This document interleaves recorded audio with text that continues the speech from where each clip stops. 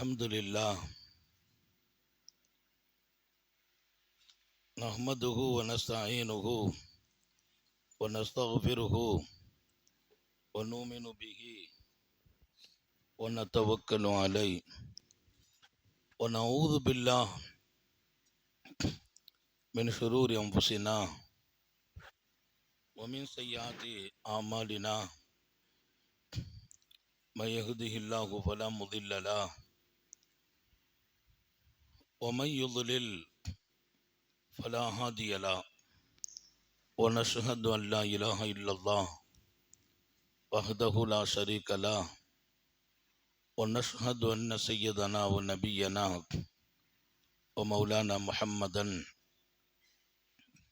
عبده ورسوله أرسله بالحق بشيرا ونذيرا وداعيا إلى الله بإذنه وسراجا منيرا صلى الله على سيدنا محمد وآله الأبرار وأصحابه الأخيار وأزواجه الطيبات الطاهرات أوصيكم عباد الله وإياي أولا بتقوى الله أما بعد فأعوذ بالله من الشيطان الرجيم بسم الله الرحمن الرحيم وتلك الجنة التي أورثتموها بما كنتم تعملون صدق الله مولانا العظيم وقال نبي الله صلى الله عليه وسلم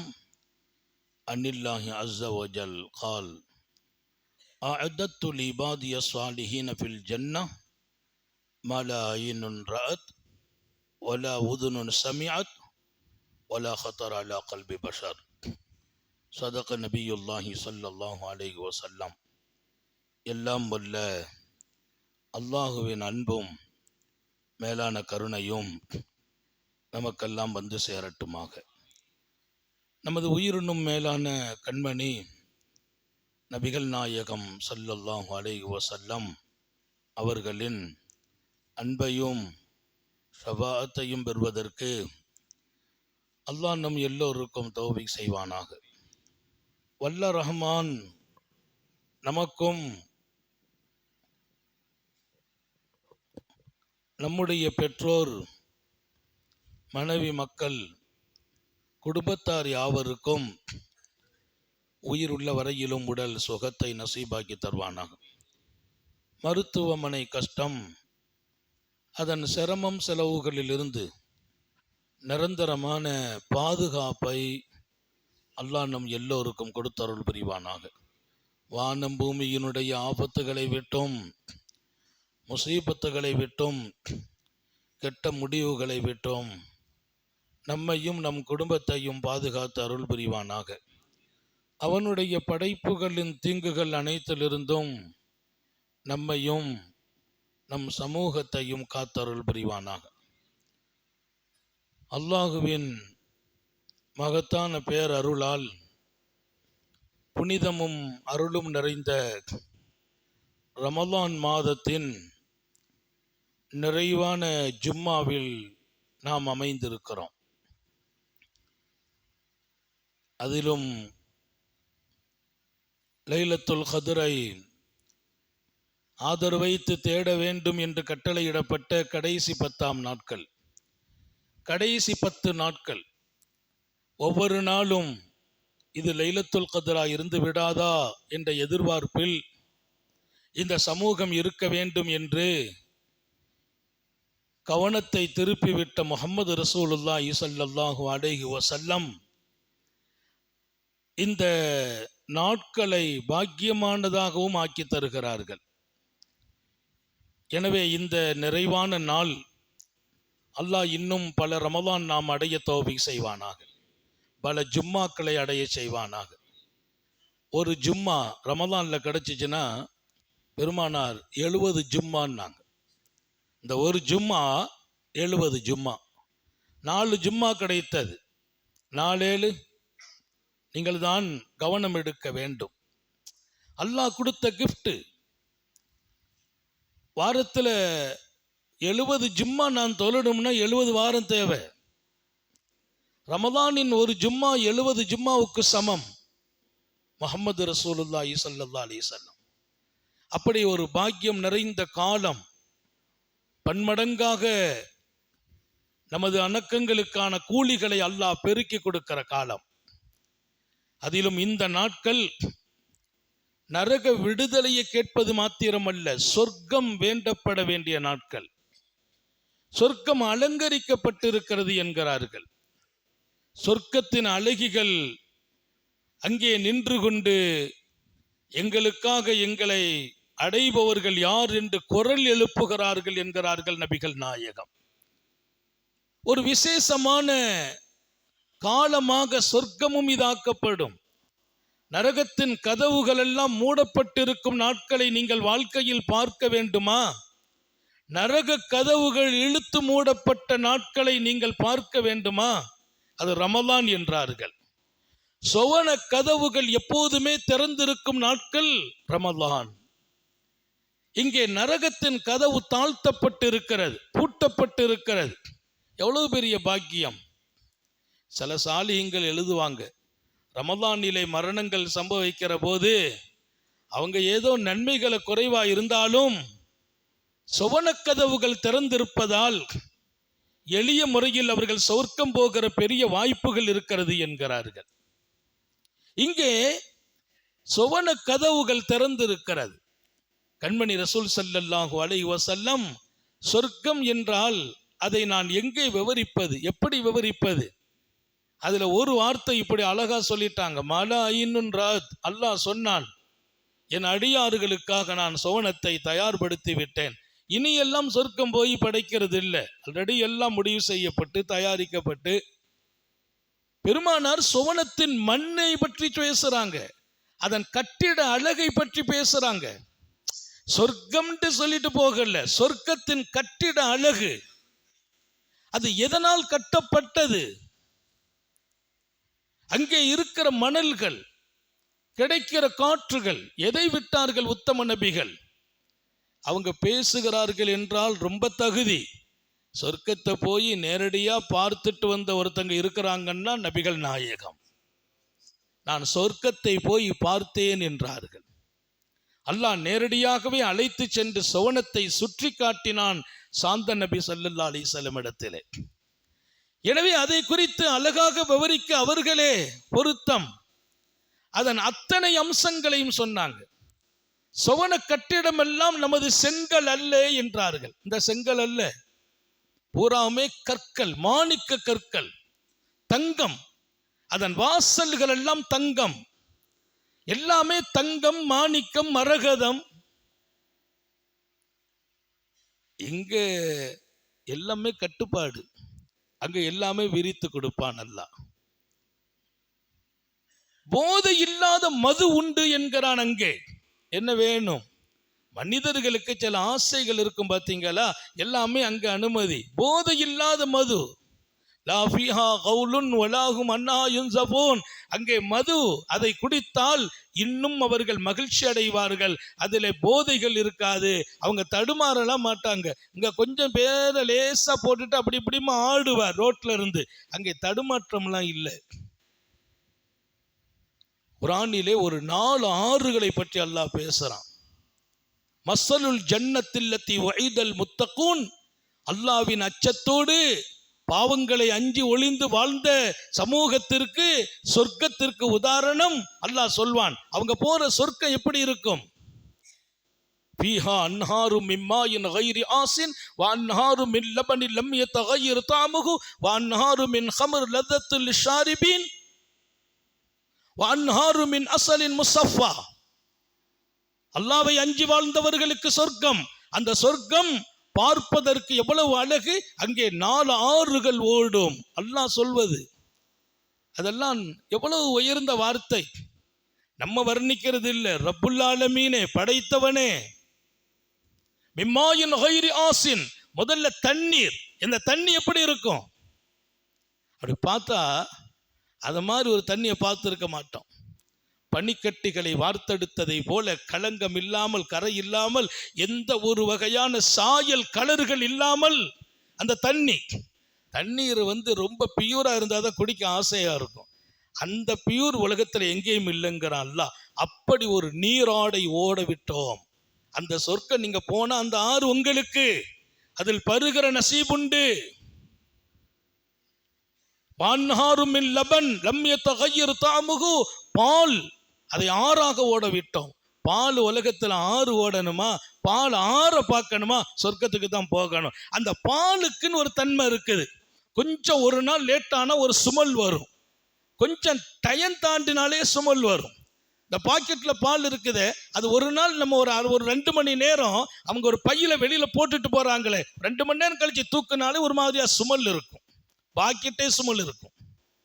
பாலை காய்ச்சும் போது ஒரு நாளைக்கு மேல் அந்த பாலுக்கு மதிப்பு போயிடும். அல்லாஹ் அழகா சொன்னான், மின் லபனின், அந்த பால் லம் யதகய்யர் தஅமுஹு, 1000 ஆண்டுகள் ஓடும், ஒரு சுமல் மாறாது, ருசி மாறாது.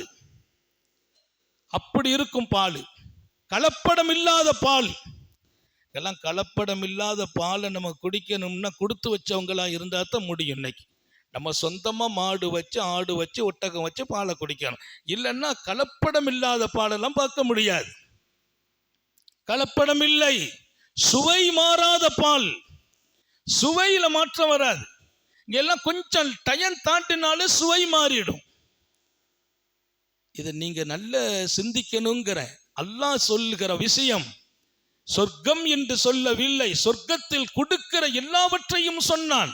உணவுகளை தனியா பேசுகிறான், அவர்கள் தங்கும் இடங்களை பற்றி பேசுகிறான், சிம்மாசனங்களை பேசுகிறான், சேறுகளும் கட்டில்களையும் பற்றி பேசுகிறான், அவர்கள் இருக்கிற இடம் எப்படி இருக்கும் என்று பேசுகிறான், அவங்க பெட்ரூம் எப்படி இருக்கும் என்று பேசுகிறான். எங்கே?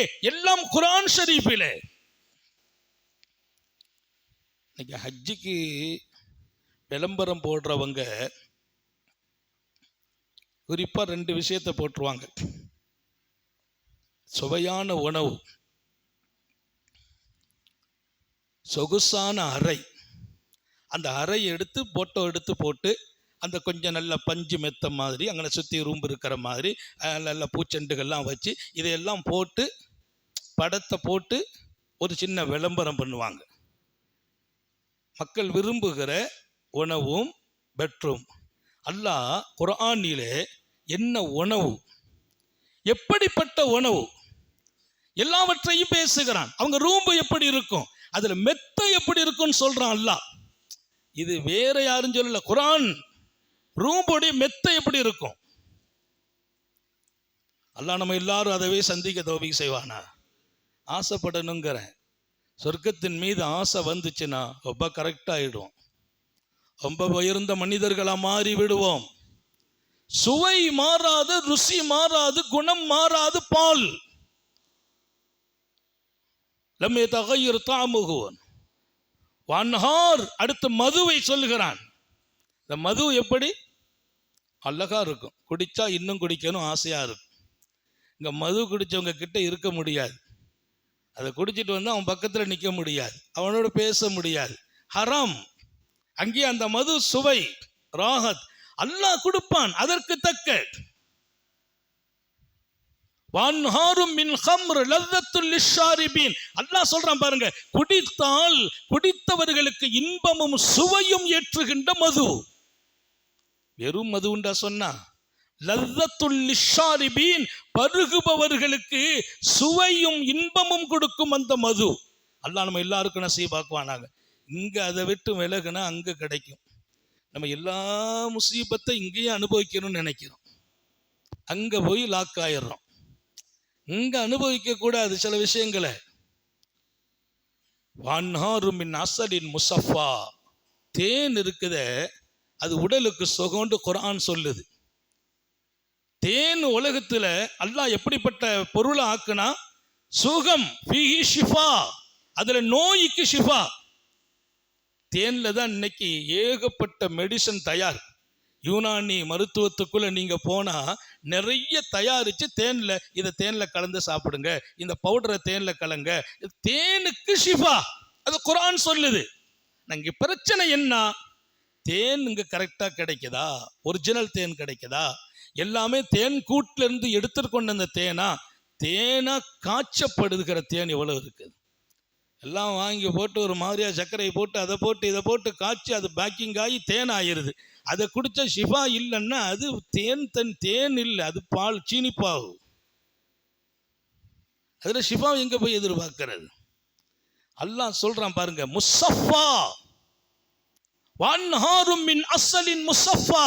அந்த தேன் பியூர் தேன். அந்த தேனை மாதிரி ஒரு தேன் இல்லை, அதுல எதுவுமே ஏற்படாது. அந்த தேனை குடிச்சா ஆர்வம் ஏற்படும் சொர்க்கப்பதியில. ஆனா அதை சொல்ற துவக்கம் அழகா இருக்கும். அல்லாவை அஞ்சி பாவத்தை தவிர்த்து வாழ்ந்தவர்களுக்கே தயாரிக்கப்பட்ட சொர்க்கத்திற்கான உதாரணம். அதான் அங்க வாழ்க்கை.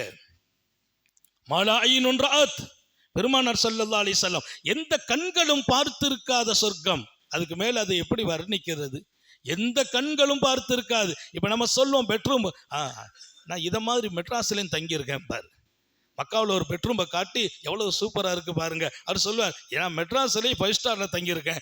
எல்லாம் நம்ம பார்த்துருப்போம். ஒரு மாடல் காட்டினா அந்த மாடலை பார்த்துருப்போம். அந்த ரூம்பை பாருங்க அப்படின்னா இந்த மாதிரி நிறைய ரூம்பை பார்த்துருக்கேன் பாரு. மாலா ஐனுன்றாத், சொர்க்கத்தினுடைய அந்த அழகுகளை, அலங்காரங்களை, அங்கே கொடுக்கப்படுகிற பொருள்களை எந்த கண்களும் கண்டிருக்காது. ஒலா ஊதுனுன் சம்யாத், எந்த காதுகளும் கேட்டு இருக்காது. நம்ம சொல்றோமே இப்படி அல்ல, அங்க போனா இப்படியா, அங்கதான் கேட்கணும். அதோட கடைசியா பெருமானார் முடிக்கிறாங்க, ஒலா ஹத்தர் அலா கல்பி பஷர், மனசுலையும் கல்பிலையும் இதயத்திலையும் கூட இப்படி இருக்குமாங்கிற எண்ணமே வந்திருக்காது. இப்படியெல்லாம் ஒன்று இருக்குமா? அந்த கற்பனை பண்ண முடியாத இடத்தில் சொர்க்கம். எத்தனை விஷயத்தை கண்ணால பார்த்திருக்க மாட்டோம், காதால கேட்டிருக்க மாட்டோம், ஒரு கற்பனை பண்ணுவோமே. சொர்க்கத்தை கற்பனை கூட நீ பண்ண முடியாது. நீ பண்ணும் கற்பனையை தாண்டி கோடி மடங்கு வித்தியாசம் சொர்க்கம். அல்லாஹ் எல்லாருக்கும் தௌபீக் செய்வானா. அல்லாஹ் ரப்புல் ஆலமீன் யாருக்கு இந்த சொர்க்கம்? யாருக்கு? டோட்டலா மனிதர்களில் 5 காரியம் வாழ்க்கையில் கவனம், அவர்களுக்கு சொர்க்கம். இந்த 5 நீங்க எடுத்துட்டு போயிடணும்.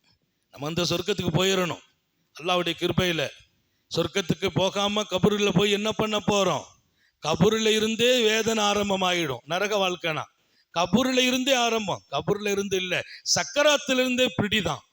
இங்கிருந்து போற போதே கடும் பிடிதான்.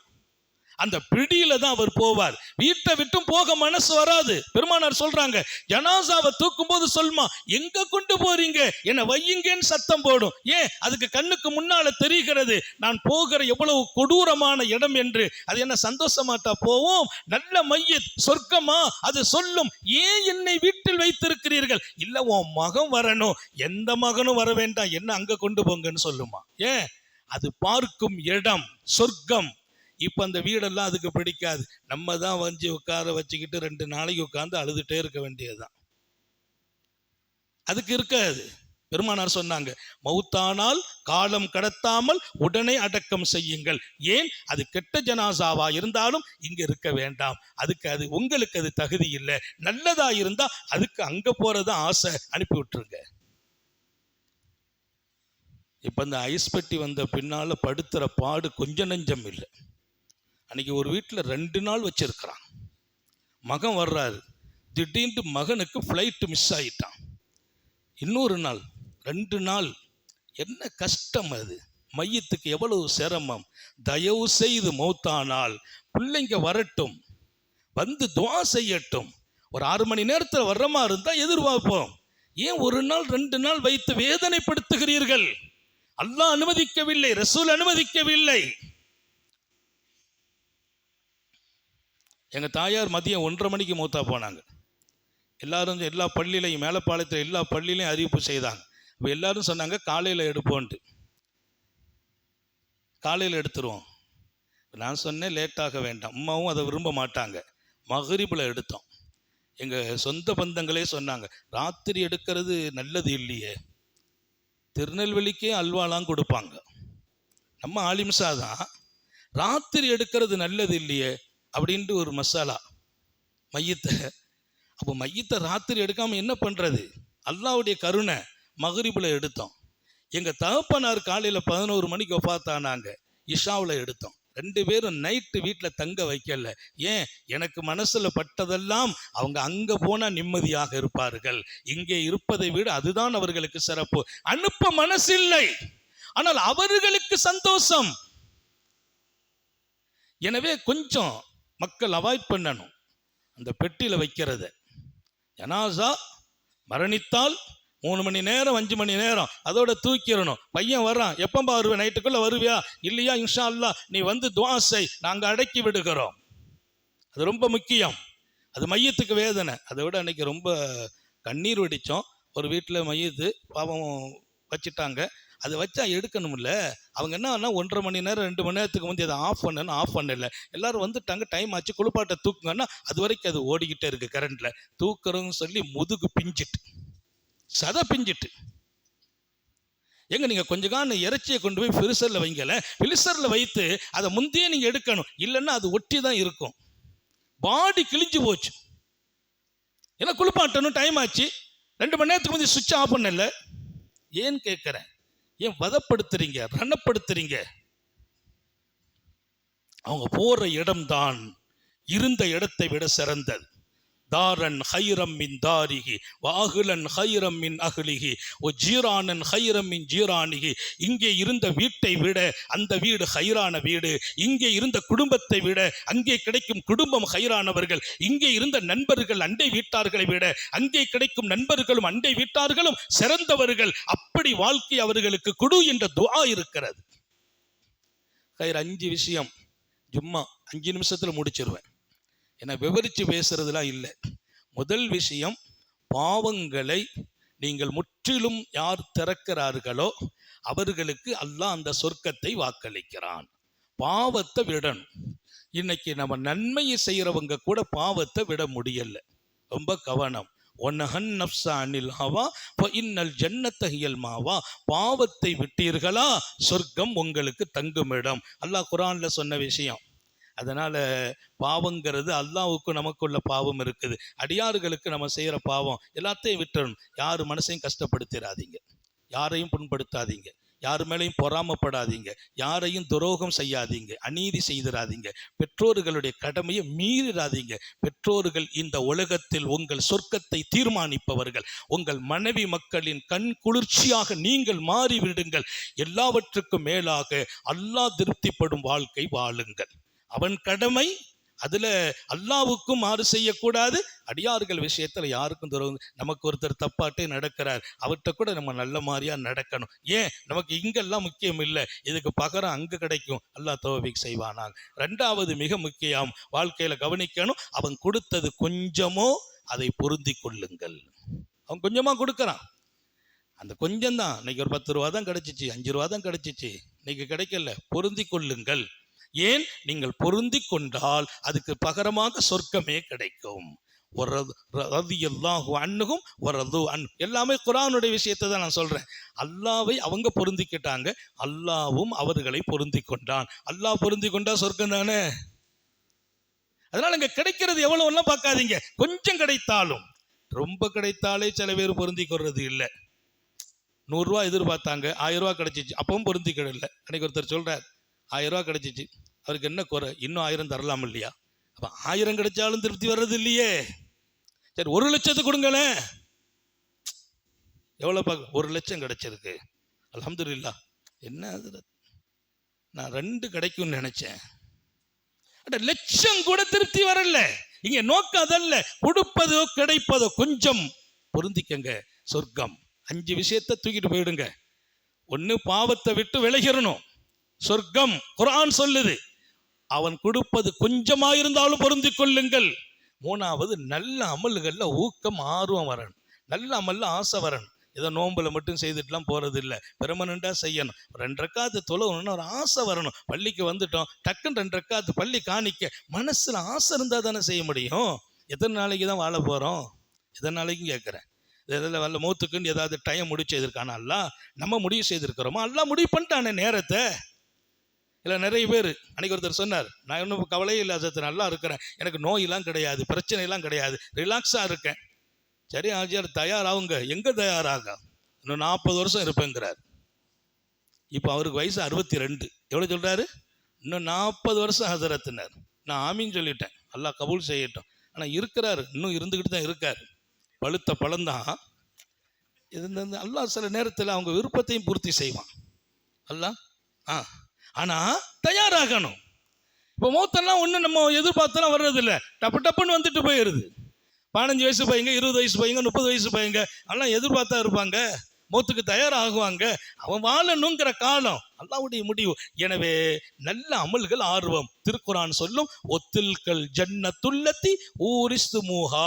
அல்லாஹ் சொல்வானா, உங்களுக்கு நான் சொந்த பொருளாக்கி கொடுக்க போகிறேன் சொர்க்கத்தை. ஊரிஸ்துமூஹாங்கிறான், உன்னை வாரிசாக்க போறேங்கிறான். சொர்க்கம் உன் கையில கொடுத்துருவேன், அது உனக்கு பேர்ல இருக்க, உன் பேர்ல பதிவு செய்திருவோம். அதுல வேற யாரும் வரமாட்டாங்க. இங்கேயாவது நம்ம பேர்ல பதிவு செய்த இடத்துல இன்னொருத்தவன் நிற்கிறான், எங்க வாப்ப காலத்துல என் பேர்ல இந்த இடத்துல இடம் இருந்துச்சுங்கிறான். குழப்பம், பெரிய குழப்பம். இங்க சரி, அந்த சப்ஜெக்டுக்கு நான் போகல.